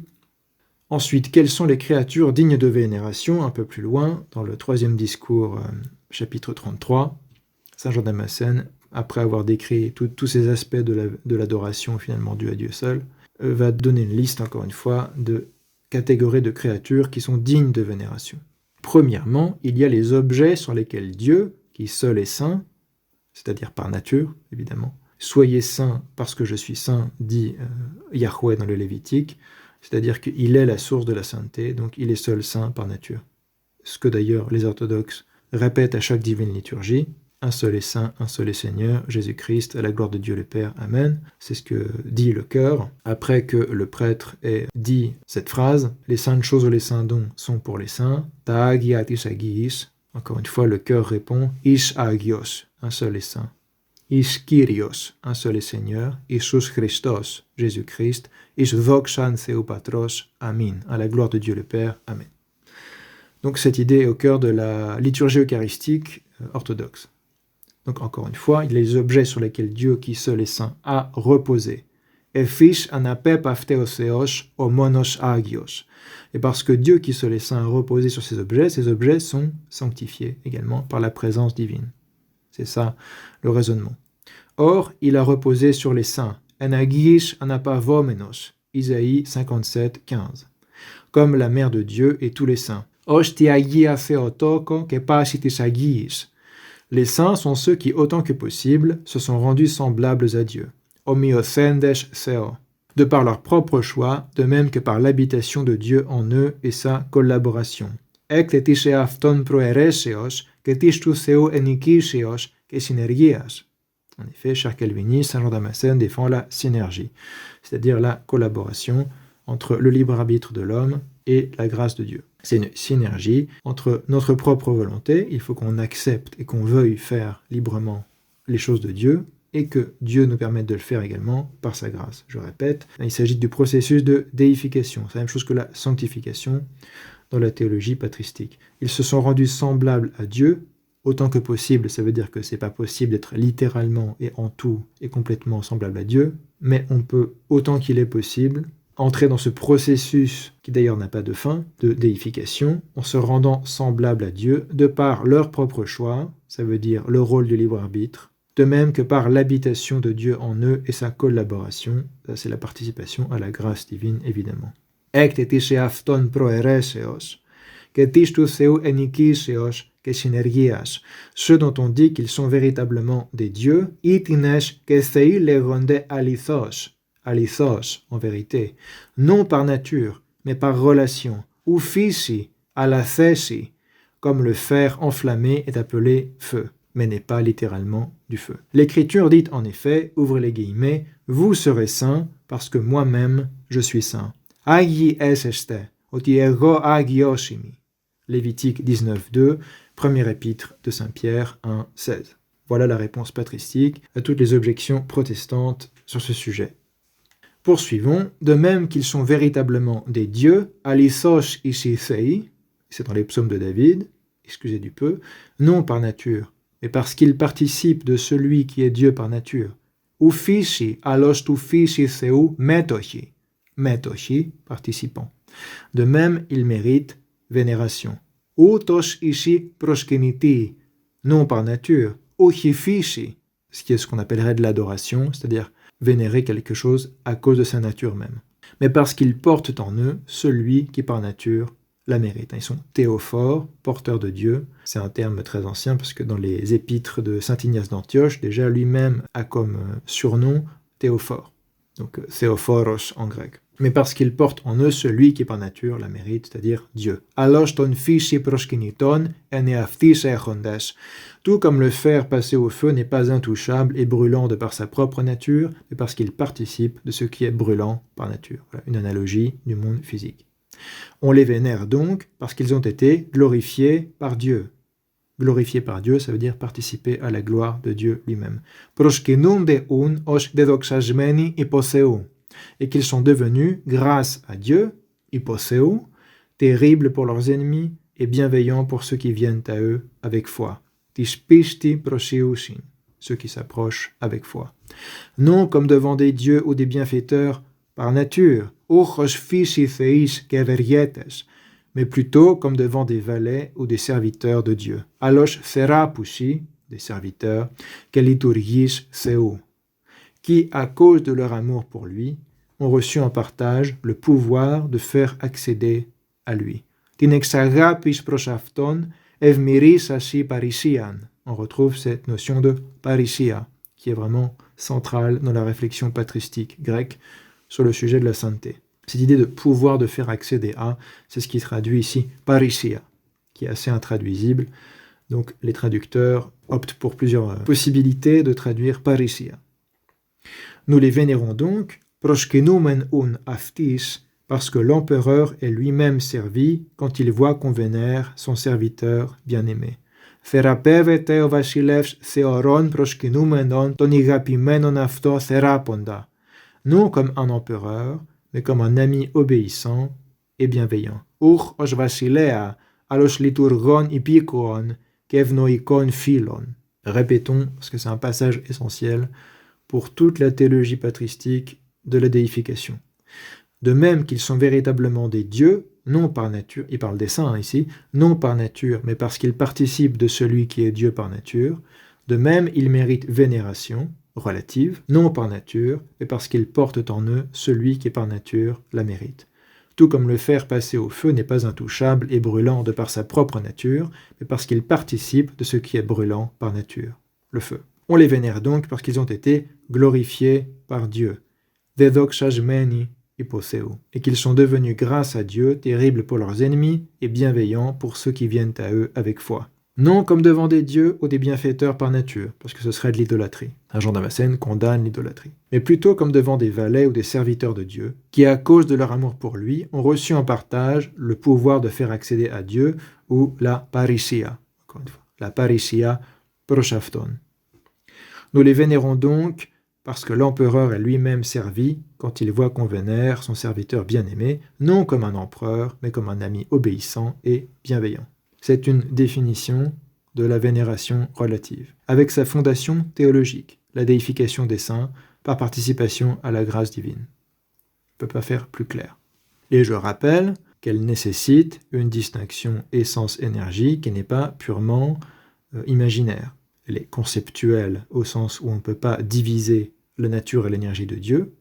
Donc c'est une distinction qu'on fait par la raison, comme dira saint Grégoire Palamas, mais elle n'est pas imaginaire, c'est-à-dire qu'elle n'est pas une invention de l'homme. Il y a réellement une différence dans l'expérience même de Dieu entre l'essence et l'énergie.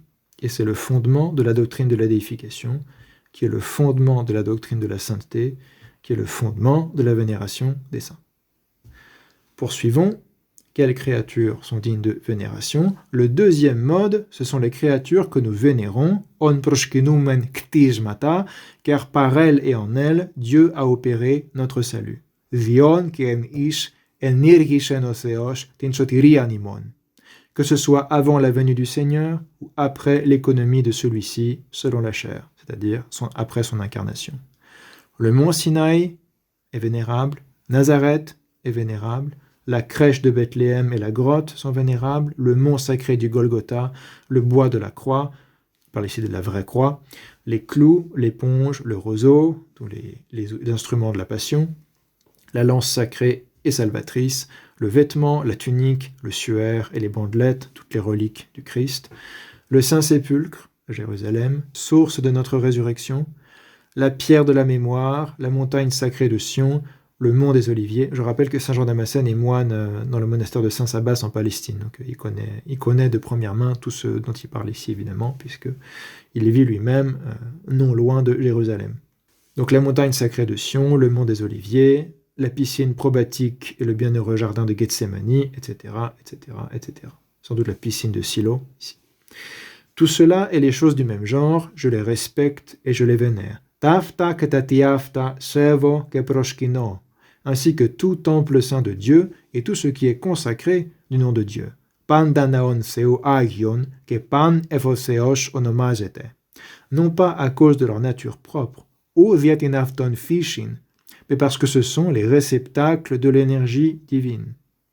Thias energias ici dochia, et que par eux et en eux, il a plu à Dieu d'accomplir notre salut.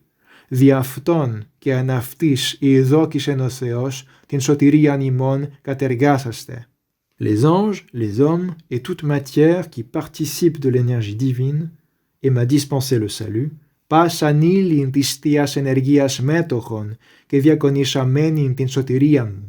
Je les respecte et les vénère en raison de l'énergie divine. Σέβω και προσκυνώ δια την θείαν ενέργειαν. Sevo que proskino.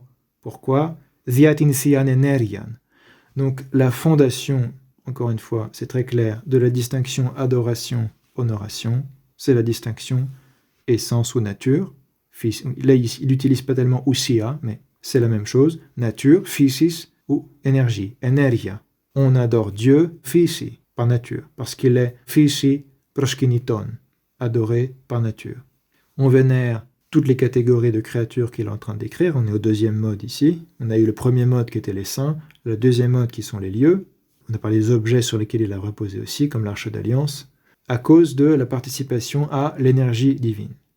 Et c'est possible parce que cette énergie divine est l'énergie de Dieu lui-même. Donc elle a vraiment un rapport intrinsèque avec Dieu lui-même. C'est pour ça que c'est pas de l'idolâtrie en fait.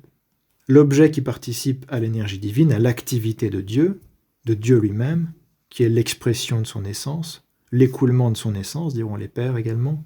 Ces choses qui sont autour de l'essence, dit Saint Grégoire de Nice, les énergies de Dieu, participent à Dieu de cette façon-là. Et c'est pourquoi elles sont saintes et sacrées. Parce que la sainteté, c'est une participation aux énergies de Dieu. Répétons tout ce passage encore essentiel et fondamental. Le deuxième mode, ce sont les créatures que nous vénérons, car par elles et en elles, Dieu a opéré notre salut. Parce que Dieu n'opère pas notre salut indépendamment de sa création, mais par sa création.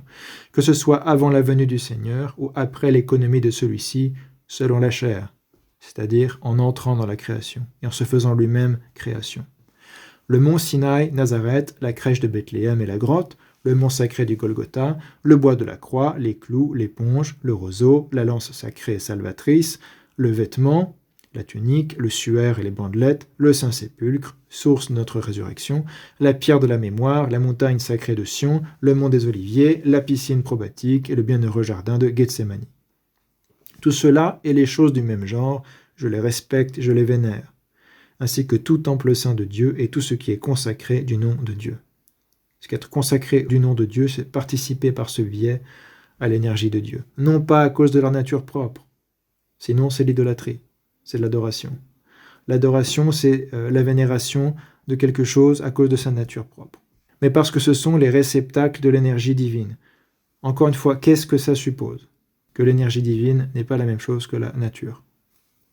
Et que c'est pas simplement purement dans la tête de ceux qui font cette distinction, puisque ça a une conséquence réelle sur les objets. C'est la preuve que cette distinction qui est rationnelle par son mode n'est pas illusoire. C'est à ça que revient la distinction thomiste, malheureusement, c'est que c'est conceptuel et illusoire. C'est-à-dire que c'est une création de l'esprit humain qui n'a aucun fondement en Dieu. Ici, ça doit avoir un fondement, puisque le résultat, c'est qu'il y a des objets qui sont réceptacles de l'énergie divine, alors que d'autres ne le sont pas, et que dans tous les cas, c'est pas la nature de Dieu. Encore une fois, ça suppose la doctrine de saint Grégoire Palamas et des conciles orthodoxes de Constantinople du XIVe siècle, qui défendent le fondement même de la sanctification dont parle ici saint Jean Damascène. Donc non pas à cause de leur nature propre, mais parce que ce sont les réceptacles de l'énergie divine, pas de la nature, mais de l'énergie divine, et que par eux et en eux, il a plu à Dieu d'accomplir notre salut. Accomplir le salut, c'est une opération, c'est une énergie.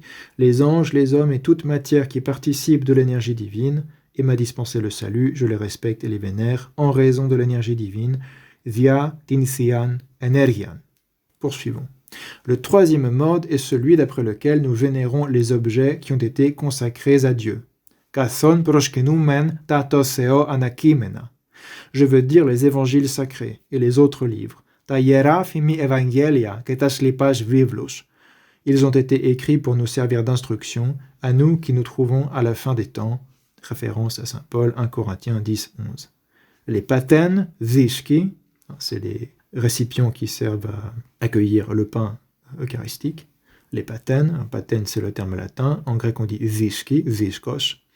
Les calices, potiria. Les encensoirs, thimiati, les encensoirs sont vénérables. Thimiati, ils sont bénis par le prêtre, on l'a vu la dernière fois.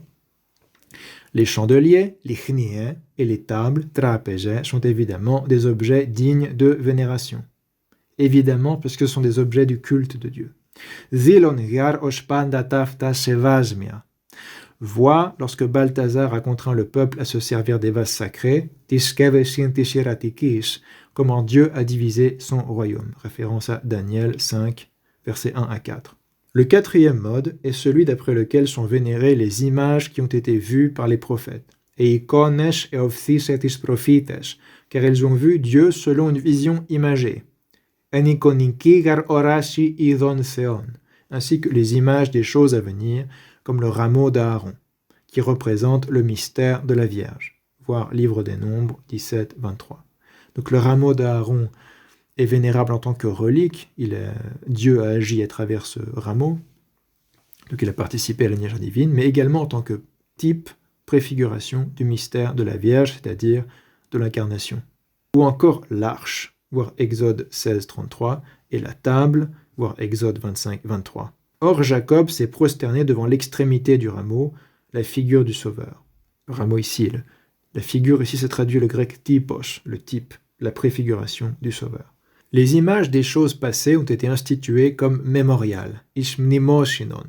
Le tabernacle lui-même est en effet une image de l'univers tout entier, ikon in pankosmios. Vois, dit-il à Moïse, le modèle, ton typon, qui t'a été donné sur la montagne. Exode 25, 40, Hébreux 8, 5. Avec les chérubins d'or, ouvrage forgé, et les chérubins brodés sur le voile, ouvrage tissé. Saint Jean Damascène insiste sur ouvrage forgé, ouvrage tissé, puisque les iconoclastes disent on refuse toute vénération de ce qui est fait de la main des hommes. En interprétant de manière réductionniste certains passages des Écritures, Saint Jean Damascène insiste sur le fait que les chérubins d'or sont des ouvrages forgés, de même que l'arche d'alliance, et les chérubins brodés sur le voile, les ouvrages tissés. Et ils sont vénérables du fait qu'ils sont une relation avec celui qui est vénérable par nature, Dieu. Vénérable par nature égale adorable au sens étymologique, digne d'adoration. Nous nous prosternons donc devant le type de la croix qui doit être honoré. Uto proskinumen ton typon tu stavro ton timion. Timion qui est honorable. Et devant la ressemblance des traits physiques de mon Dieu, c'est-à-dire le Verbe incarné, les images et représentations du Christ. Tout est chamatiku characteros tu seumu to mioma. De celle qui l'a enfanté selon la chair, c'est-à-dire la très sainte mère de Dieu, et de ses serviteurs, les saints. Donc ça reprend des idées qui sont déjà clairement exprimées chez Étienne de Bostra et Léonce de Néapolis, etc. Ce qui est nouveau dans le développement, le détail, l'explication théologique que donne Saint Jean Damascène, nouveau non pas parce qu'il l'invente, mais parce qu'il est le premier à l'expliquer avec une telle précision, une telle cohérence, c'est la distinction essence-énergie, même s'il n'utilise pas le mot essence, la distinction entre la nature de Dieu et les énergies. Les énergies sont participables, la nature n'est pas participable. La nature est seule adorable, vénérable par nature, évidemment. Pas participable, mais adorable. L'énergie est participable, et du fait qu'elle est participable, les objets qui participent sont dignes de vénération à cause de Dieu, etc., etc. Le fondement de la distinction adoration-honneur, encore une fois, c'est la distinction essence-énergie.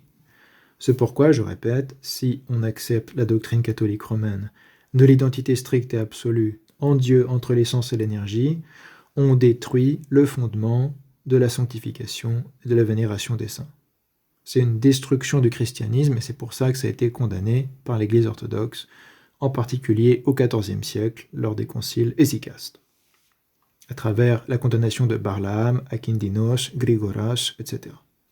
Poursuivons, le 5e mode est celui d'après lequel nous nous vénérons les uns les autres, proskenomen alilis, parce que nous sommes des membres de Dieu.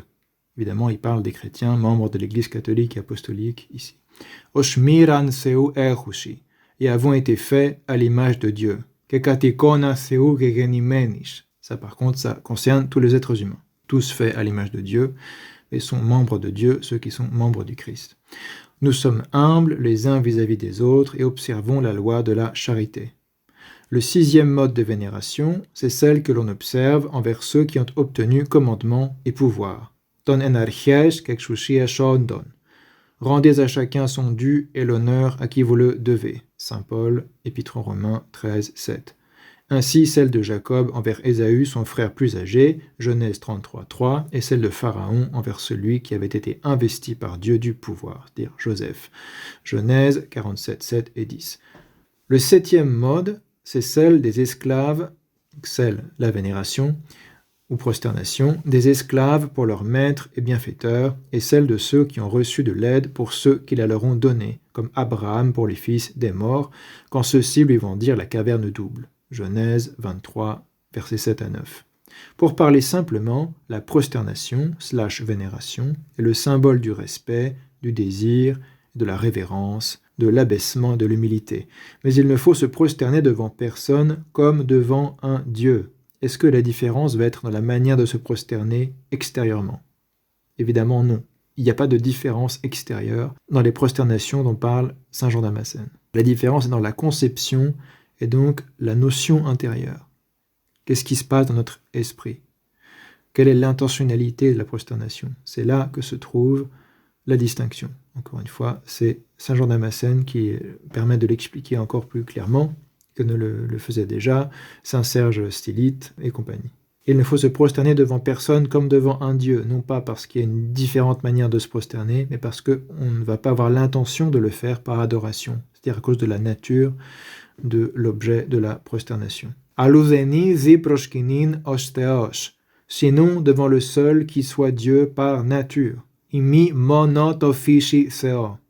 Et il faut rendre à chacun ce qui lui est dû en raison du Seigneur. Pashi theophilin apone min ziaton kyrion. Encore une fois, ziaton kyrion, vénération relative, monotofishi seo, adoration, latrie, ce qui est dû par nature. To fishi. Et ça sera au cœur de la définition de foi du 7e concile œcuménique, donc soyez bien attentifs. Catholiques romains aussi, soyez bien attentifs. Ce qui est au cœur de la distinction que fait le 7e concile œcuménique, Nicée II, c'est la distinction essence-énergie que développe dans tout ce passage saint Jean Damascène comme fondement de la distinction entre le mode de la latrie due à Dieu seul et la vénération relative. Je pense que c'est assez important, on aura l'occasion éventuellement d'y revenir quand on lira l'Oros, la définition de foi de Nicée II. Enfin, rappelons, maintenant qu'on a en tête tout ce qu'on vient de voir, de la vidéo précédente et de cette vidéo-ci, concernant la distinction entre l'adoration et l'honneur, on est allé depuis les tout premiers siècles avec le martyre de saint Polycarpe de Smyrne jusqu'à saint Jean Damascène au 8e siècle, qui fournira la première analyse détaillée et systématique qui servira au 7e concile œcuménique en 787. Ayant tout ça en tête, relisons ce qu'ose dire Jean Calvin au XVIe siècle. Après avoir répété son sophisme habituel sur l'équivalence des termes grecs, voire la supériorité de la notion de zoulia qu'il rend par service, qu'il traduit par service, sur celle de latria, qu'il traduit par honneur, Et on a vu que ça n'a aucun sens de traduire latria par honneur si on connaît la tradition patristique grecque, puisque justement les pères grecs opposent et mettent en contraste latria et timi. Et c'est timi qui veut dire honneur, pas latria. Latria, c'est adoratio en latin, c'est l'adoration. Il n'y a aucun autre terme pour traduire latria en latin que adoratio. Timi, c'est honor. Donc si on se rappelle de ce que dit Saint Jérôme, il y a une différence entre adoratio, adorare, et honor, honorare. Et Calvin fait comme si tout ça n'existait pas. Il dit non, latria ça veut dire honneur, et dhulia ça veut dire service, ou des choses équivalentes, ou latria ça veut dire révérence, et dhulia ça veut dire service. Donc tout ça, fadèse et calambredène, n'est-ce pas? Coxigru, dit Calvin, tout ça n'a aucun sens. Et il déclare sans rougir, ouvrez les guillemets, on répliquera que plusieurs des anciens docteurs ont usé de cette distinction. Oui, on vient de le voir et de le démontrer encore une fois. Mais que nous en peut-il chaloir, dit Calvin, si chacun voit qu'elle est non seulement impropre, mais du tout frivole. Fermez les guillemets. C'est ici qu'on se rend clairement compte à quel point Calvin se moque complètement de la tradition patristique, comme de ses dernières paires de chaussettes. Il ne fait que citer les pères à tort et à travers, quand et comme cela l'arrange, pour se donner un semblant de légitimité. Quand il décide qu'il est d'accord avec Augustin ou qu'il pense être d'accord avec Augustin, il va citer saint Augustin, mais c'est vraiment opportuniste et arbitraire.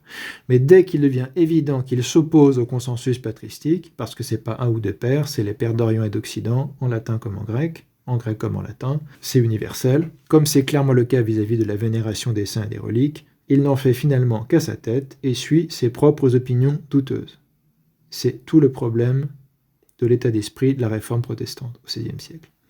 Comme nous le verrons plus loin, c'est de la même façon qu'il pense pouvoir se débarrasser du 7e concile écuménique, voyant très bien que ce dernier condamne précisément sa doctrine iconoclaste, le rejet de la distinction entre l'idolâtrie et la vénération.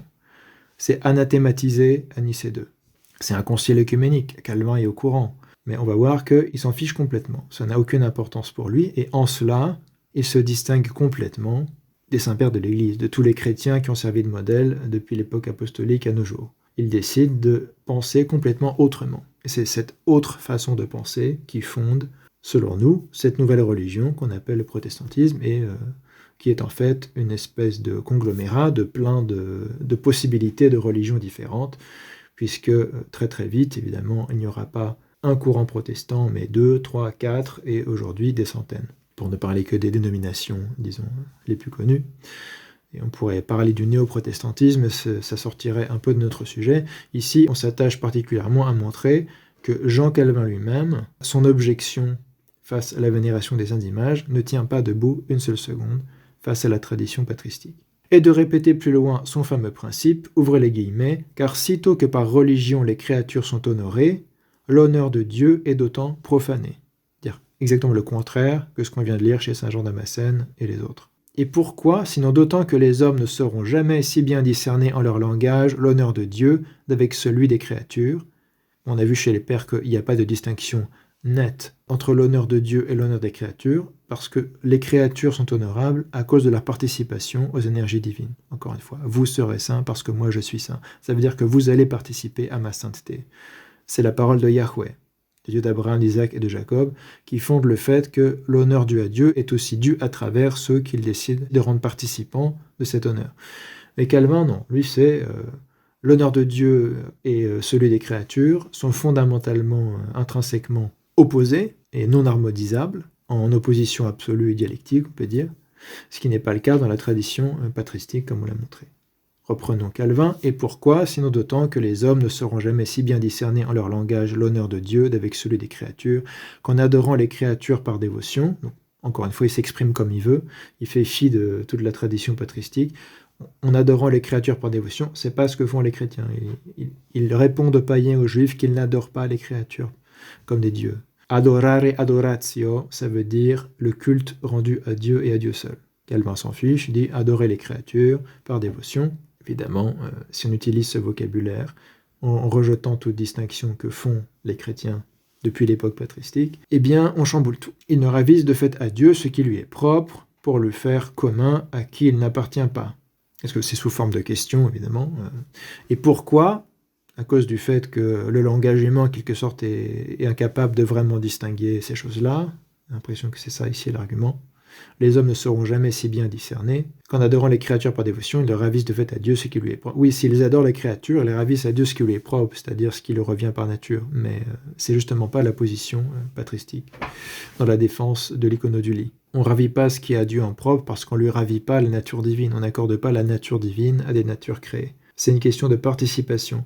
Et en fait, tout simplement, Calvin ne comprend pas la distinction essence-énergie ou ne connaît pas la distinction essence-énergie. Ça, c'est un héritage de la tradition scolastique latine qu'il a. En cela, il est thomiste, augustino-thomiste, et ça lui joue des tours. Et c'est pas étonnant que ça finisse en iconoclasme. C'est une logique cohérente, en fait.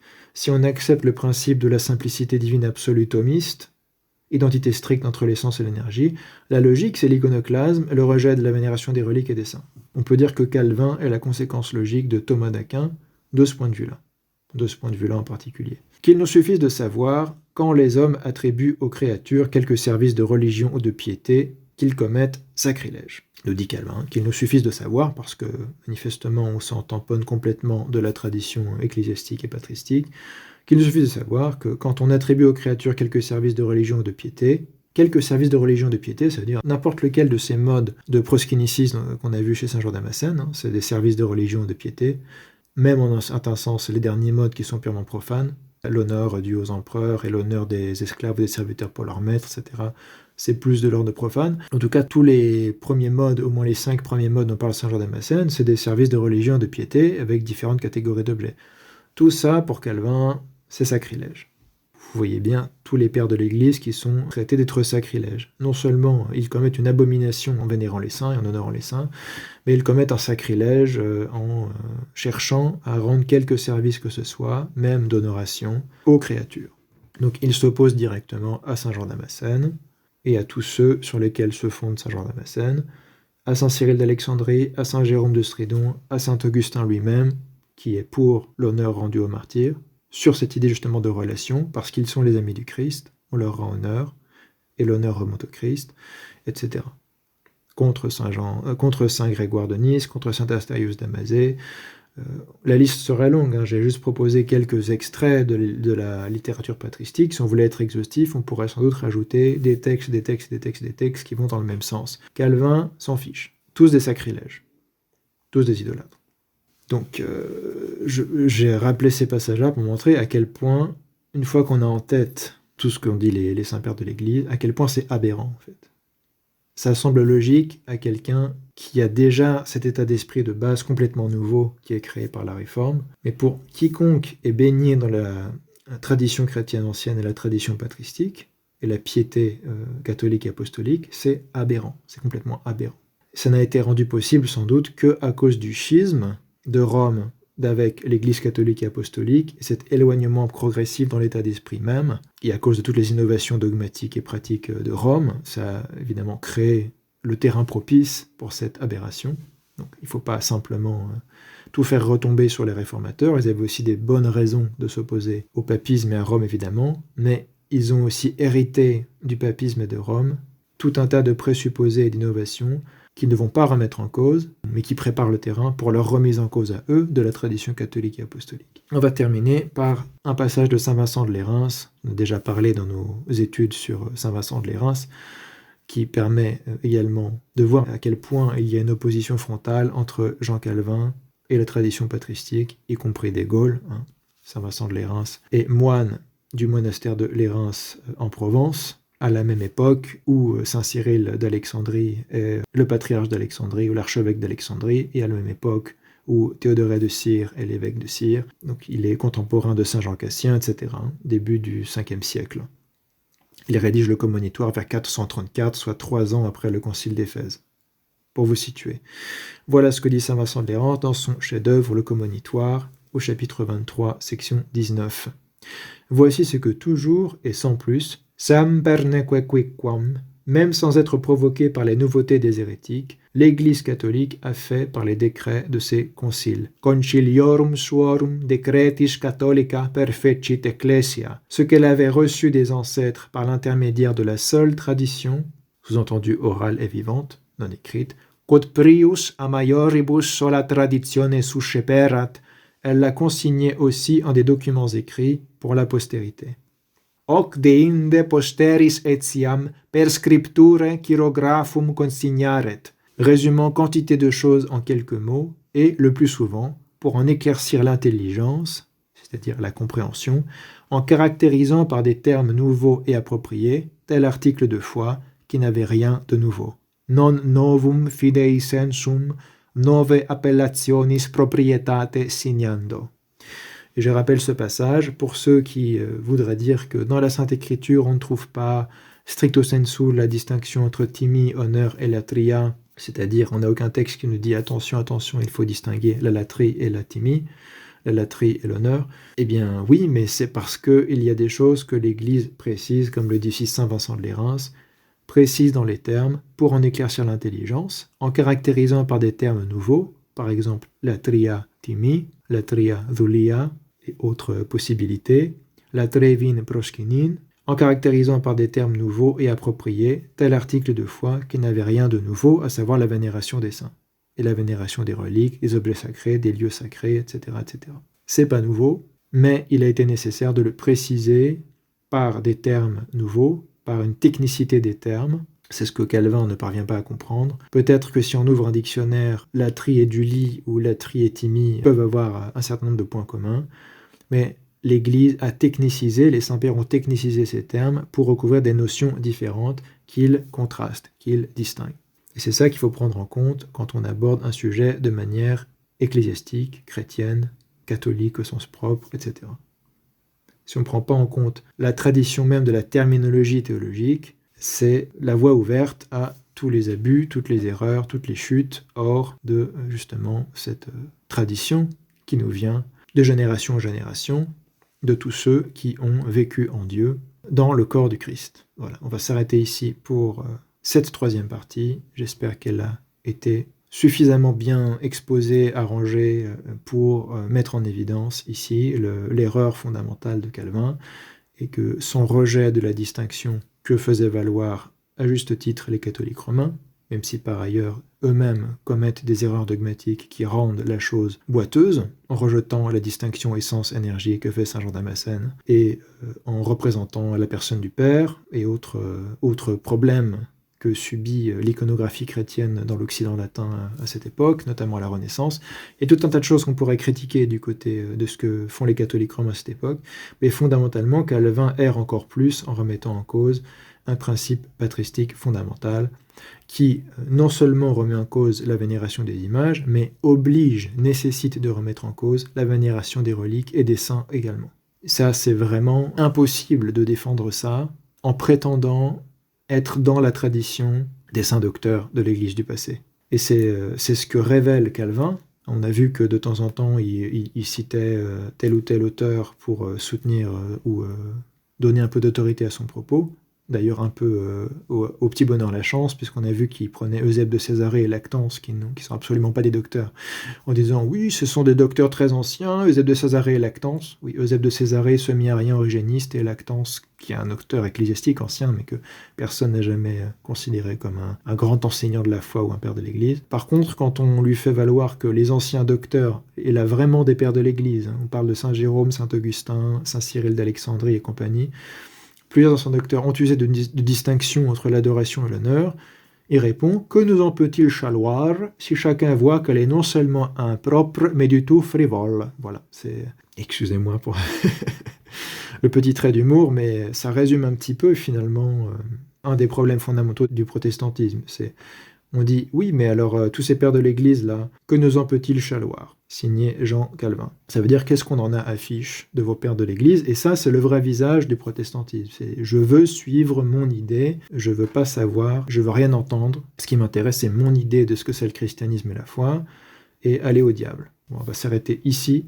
Et alors les prochaines parties qu'on avait prévues spécifiquement sur saint Épiphane de Salamine ou Thomas d'Aquin, ou ce qui se passe dans la réflexion scolastique, ne sont pas encore prêtes.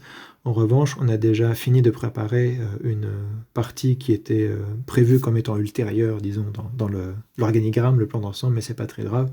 Donc on enchaînera avec ce qui est déjà préparé, puisque c'est fait.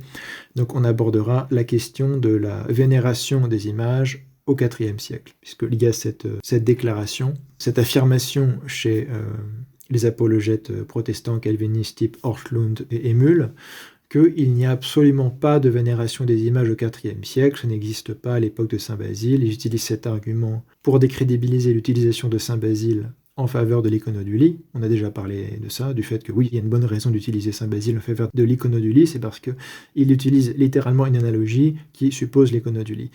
Mais on va s'intéresser dans les vidéos à venir précisément au sujet de l'existence ou non de vénération des icônes au IVe siècle et au début du Ve siècle, chez des auteurs qui ont vécu aussi une grande partie au IVe siècle, mais à travers des textes qui peuvent être datés du tout début du Ve siècle. C'est encore du vivant de saint Épiphane de Salamine, donc c'est pertinent. Donc voilà, on va sans doute devoir consacrer 2 vidéos à lire des textes des pères de l'Église, d'Orient et d'Occident, du IVe et début Ve siècle, littéralement et directement sur la question d'image chrétienne. Plus la question de l'image impériale, mais d'image chrétienne qui représente les saints ou le Christ, etc. Voilà. Donc, rendez-vous bientôt pour la suite. Au nom du Père et du Fils et du Saint-Esprit. Amen. Kyrie eleison, Kyrie eleison,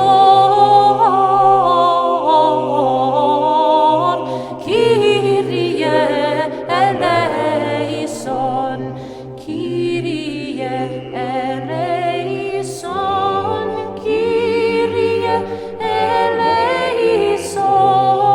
eleison,